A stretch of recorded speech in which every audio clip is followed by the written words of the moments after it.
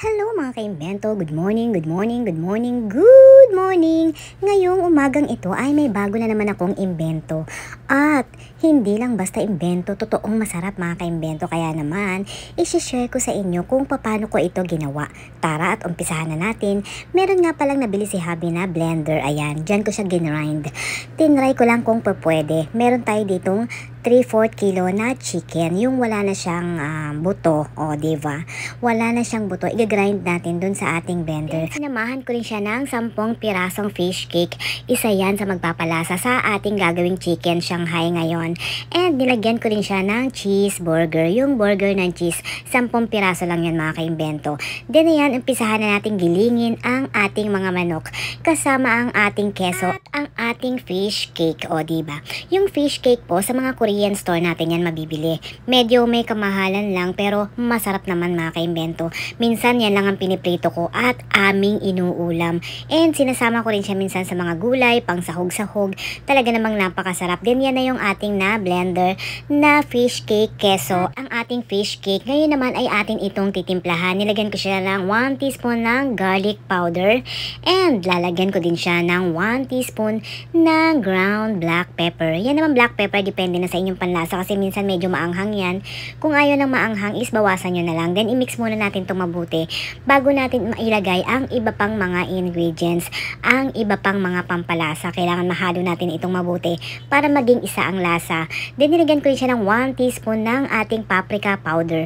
Then lalagyan ko rin siya ng 1 teaspoon ng chili powder. Alam nyo naman kami ng lolo at lola nyo ay mahilig sa maanghang. Then nilagyan ko rin siya ng 1 teaspoon ng onion powder, diba? Puro powder, wag lang ang kili-kili powder, diba?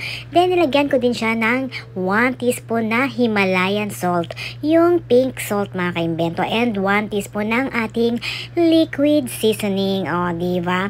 Healthy naman kasi pag Himalayan salt ang inyong gagamitin. Hindi naman kamahalan ang Himalayan salt, kaya naman yun ang aming ginagamit dito, diba? Pang timpla-timpla ng ulam. Then i-mix lang natin yan ng mabuti mga kaimbento. Kailangan mahalo nyong mabuti para maging even ang lasa. Then meron ako ditong pambalot ng lumpia, yung maliit na size lang mga kaimbento. Parang pag sinubo mo siya is 2 subo lang ng lumpia ang makakain mo. Then ayan, iro-roll natin. Pa-triangle ko siya ginawang balot mga kaimbento. Then ayan, hindi triangle ang hugis pa-triangle ang style ng balot, diba? Ayan. Then, pagkarolo nyo, i-fold nyo sa 2 gilid para malak. Then, lagyan natin siya ng tubig.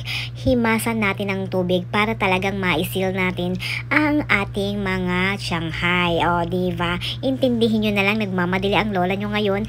Nagmamadaling papunta sa trabaho, nag-voice over pa, diba?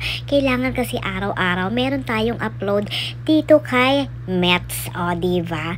Mets na lang. Ayan, lahat ang aking nagawa. 50 pieces mga kaimbento. Then, ipa-fry na natin yan. And, may natirang konti. Hindi ko na siya naibalot kasi wala na akong pambalot. Naubos na. Ayan, ganyan lang siya kakonti yung natira mga kaimbento. Ipiprito na lang natin ng walang balot. Total maliit lang naman yan. Then, hindi ko siya nilutong lahat. Yan lang ang aking lulutuin para naman the next day is meron pa kaming uulamin. Diba? Tipid-tipid pag may time. Then, sa isang pan, maglagay tayo ng oil na sapat mailuto at maiprito ang ating mga Shanghai. Then, inuna ko na yung wala ng balot kasi naubusan nga ng pambalot. And, ayan, kung nakikita nyo, sapat na sapat ang mantika. Para maiprito, hindi pwedeng konti. Kailangan is medyo lutang ang ating Shanghai. Then, medium heat lang para naman maluto hanggang loob at hindi masunog ang balat ng Shanghai. Diba? Then, syempre, pag naluto ang kabilang side, lulutuin din natin ang kabilang side para pantay sila. Diba? Talaga naman mga kaimbento, pagkapanood nyo nito, itry nyo talagang the best ang lasa. Sa mga hindi pa po nakakapag-follow, please follow, like, and share.